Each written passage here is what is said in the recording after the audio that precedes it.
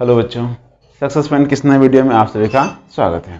ठीक है, तो बच्चों देखिए, इससे पहले वाले वीडियो में आपको चैप्टर 2 यानी कि बहुपद यानी पॉलिनोमियल का कुछ बेसिक कॉन्सेप्ट के बारे में आपको बता दिया था, जिसमें हमने आपको बताया था कि बहुपद कितने प्रकार के होते हैं, पद के अनुसार कितने प्रकार के होते हैं, उसके बाद फिर घात के अनुसार कितने प्रकार के होते हैं। उसमें जो इम्पोर्टेंट पॉइंट था या फिर किससे का उसका परिभाषा था, वो सब हमने पिछले वीडियो में कवर कर चुका है। ठीक है, तो इसके बाद अगले वीडियो में, इस वीडियो में हम देखते हैं कि क्या हमको देखना है। तो देखिए बच्चों, ये वीडियो आपके लिए बहुत इंपॉर्टेंट होने वाला है, क्योंकि इस वीडियो में हम जानेंगे बहुपद के शून्यकों एवं गुणांकों के बीच संबंध, गुणांकों के बीच।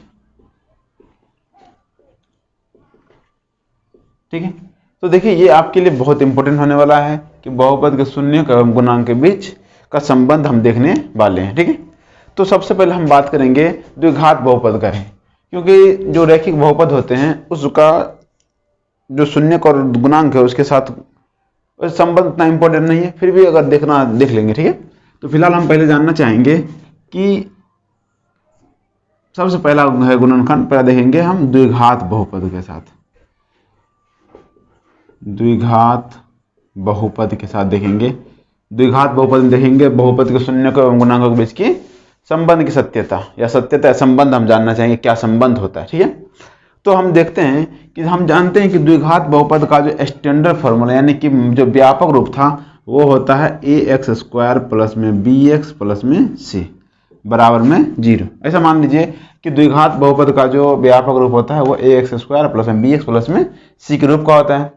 और आपको एक बात बताते चलें कि अगर मान लीजिए ये द्विघात बहुपद है तो इसके शून्य कितने होंगे। इससे पहले वाले वीडियो में आपको हम बता चुके हैं कि द्विघात बहुपद के शून्य कितने होते हैं, त्रिघात बहुपद के शून्य कितने होते हैं। ठीक है, तो द्विघात बहुपद है तो इसका शून्य क्या होगा, 2 होगा। हम इसे मान के चलते हैं कि द्विघात बहुपद का दिया हुआ है कि इसका हम शून्य निकालें, द्विघात बहुपद का शून्यक मान लेते अल्फा और बीटा है, अल्फा और बीटा है। ऐसा मान लीजिए कि आपका द्विघात बहुपद ये दिया हुआ है ax² plus bx plus c बराबर 0, और इसका शून्य जो द्विघात बहुपद है तो 2 शून्य की होगा, और इसका शून्य एक अल्फा है और एक बीटा है। ठीक है, अब क्या कहता है, रूल कहता है शून्यकों और गुणांकों। तो गुणांक यहाँ देखिए x² गुणांक a है, x का गुणांक b है और c क्या है, अचर पद है। तो कहता क्या है कि शून्यकों का जो योग होता है, शून्यकों का योग अगर हम लिखना चाहेंगे तो इसको ब्रैकेट में लिख सकते हैं। शून्य क्या क्या निकला, एगो अल्फा था एगो बीटा था, तो अल्फा प्लस बीटा यानी शून्यकों का योग मतलब अल्फा प्लस बीटा। ठीक है, तो अल्फा प्लस बीटा बराबर क्या होता है, ये होता है -b/a, यानी हम इसको कह सकते हैं हिंदी में कि माइनस और b क्या है, तो हम b देख रहे हैं कि x में गुना हुआ है तो हम बोलेंगे x का गुणांक बटा में a क्या है, x² का गुणांक।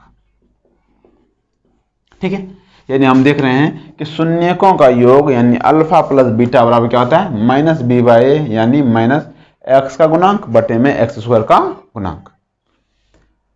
आप इसमें से या तो अल्फा प्लस बीटा -b/a याद रखेंगे या हिंदी भी याद रखना पड़ेगा। शून्यकों का योग मतलब क्या होता है, तो ये याद रखिएगा क्योंकि चैप्टर में इसका जरूरत पड़ेगा। शून्य का योग बोलेगा मतलब अल्फा प्लस बीटा की बात होगी। अगर शून्य का योग दूसरे बात है, उसके बाद बोला है कि शून्यकों का गुणनफल होता है,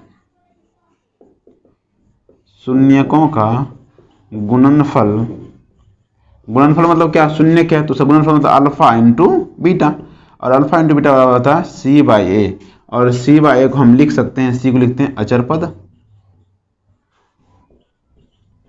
और बटा में a तो वही है x² का गुणांक। ठीक है, तो ऐसा देखा गया है कि जो द्विघात बहुपद दिया रहता है उस द्विघात बहुपद का जो शून्यक निकलता है, अगर द्विघात बहुपद के शून्यक को हम जोड़ते हैं तो वह -x के गुणांक बटे में x² के गुणांक के बराबर होता है।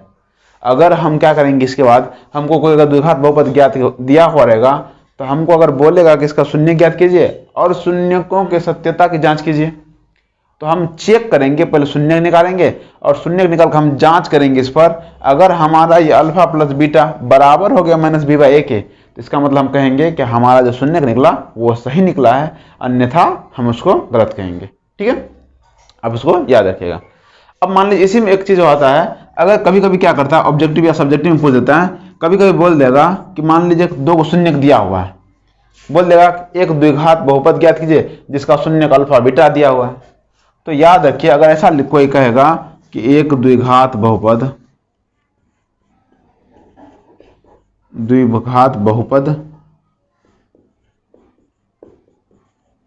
ज्ञात करें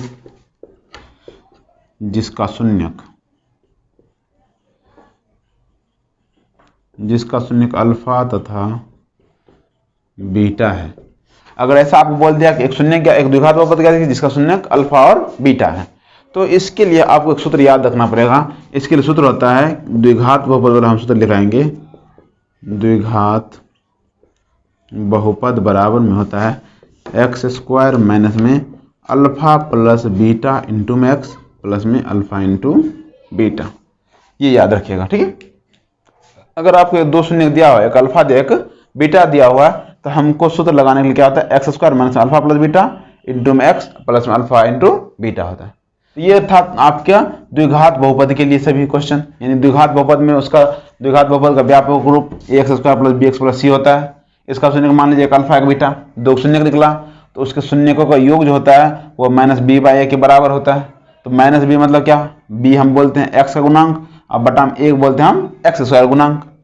फिर करा शून्य को गुणनफल, यानी अल्फा इंटू बीटा बराबर क्या होता है सी बाई ए। तो सी किसको बोलते हैं अचर पद, अब बटा में तो एक्स स्क्वायर गुणांक है।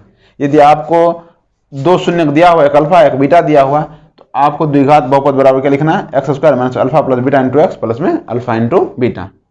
आपको क्वेश्चन कभी कभी क्या होता है कि आपको अल्फा प्लस बीटा और अल्फा इंटू बीटा भी दे दिया जाता है और कहता है द्विघात बहुपद ज्ञात कीजिए। वैसे सिचुएशन में क्या करना है आपके लिए और इजी हो जाता है, आपको डायरेक्ट सूत्र में अल्फा प्लस बीटा का मान रख लेना है और अल्फा इंटू बीटा का मान रख के द्विघात बहुपद निकाल देना है।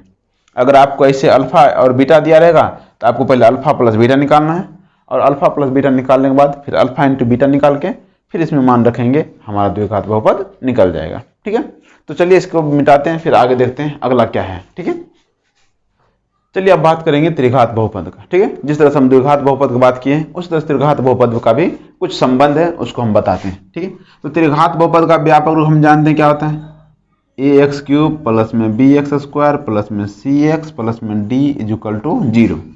अब चूंकि त्रिघात बहुपद है तो इसका शून्यक त्रिघात तीन को शून्यक होगा, अल्फा बीटा एवं गामा है मान लीजिए, क्योंकि त्रिघात बहुपद है तो तीन को शून्य होगा ही होगा। ठीक है, तो अगर मान लीजिए आपको दिया गया एक बहुपद है जिसका शून्य तीन को शून्य दिया हुआ है, तो इसमें क्या संबंध होता है उसको बताना चाहते हैं। ठीक है, तो इसमें देखिए शून्य को लिखेंगे, हाँ शून्यकों का योग, शून्यकों का योग, तो योग मतलब क्या, alpha plus beta plus gamma बराबर होता है माइनस बी बाई ए। ठीक है, और यहां पर हम देखेंगे तो माइनस बी क्या है, तो बी हम देख रहे हैं किसका गुणांक है, तो एक्स स्क्वायर का गुणांक, और बटा में ए क्या है, तो ए है एक्स क्यूब का गुणांक। ठीक, फिर होता क्या है कि दो शून्यकों को लेकर उसके गुणनफल का योग क्या होता है, दो शून्यकों को लेकर उनके गुणनफल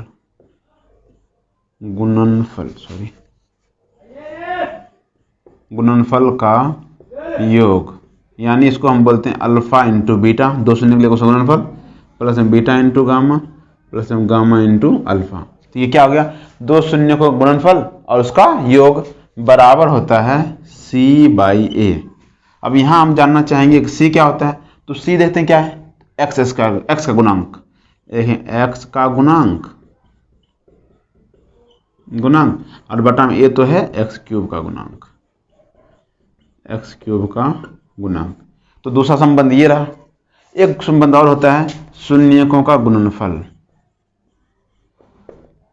शून्यकों का गुणनफल यानी कि अल्फा, इसको लिखना चाहेंगे तो alpha into beta into gamma बराबर होता है माइनस डी बाई ए।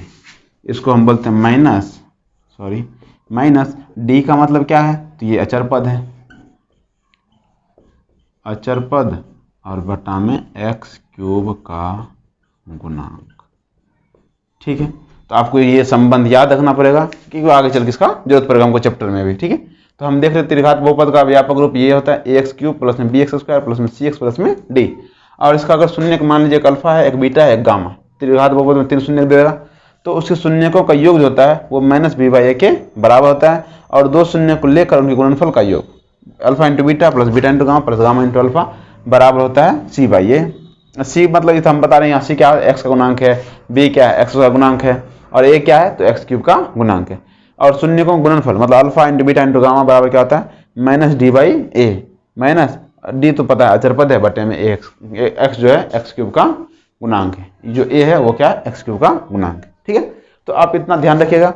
और इसमें भी एक बात है, अगर मान लीजिए इसमें भी यदि आपको शून्य अल्फा बीटा गामा दिया रहेगा, तब हमको अगर बोलेगा त्रिघात बहुपद ज्ञात कीजिए, तो हम किस तरह से निकालेंगे इसके बाद वाला देखेंगे। ठीक है, आप फिलहाल इसको उतारिए। तो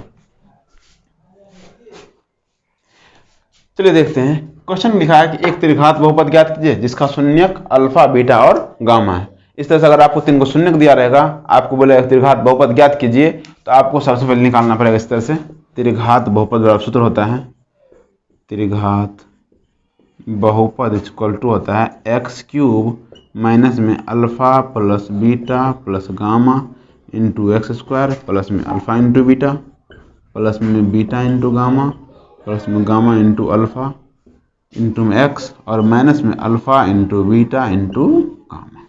ठीक है, तो इस तरह का सूत्र होता है, आपको याद रखना पड़ेगा कि त्रिघात बहुपद का सूत्र क्या होता है एक्स क्यूब माइनस में अल्फा प्लस बीटा प्लस में गामा इंटू में एक्स स्क्वायर प्लस में अल्फा इंटू बीटा प्लस में beta into gamma plus gamma into alpha into x minus में alpha into beta into gamma. आपको ये सूत्र भी आपको याद रखना पड़ेगा। इसका जो आपको 2.4 में या ऐसा क्वेश्चन पूछा भी जाता है बिहार बोर्ड में, तो आपको उसके लिए इसको तैयार रखना पड़ेगा। ठीक है, तो इतना इस चैप्टर का जो थ्योरी पार्ट था पूरा कंप्लीट होता है। जो अब अगर कुछ थ्योरी बच गया होगा तो हम जब एक्सरसाइज बनाएंगे तो उसमें आप कवर अप कर लेंगे। ठीक है, फिलहाल इतना आप तैयार कीजिए।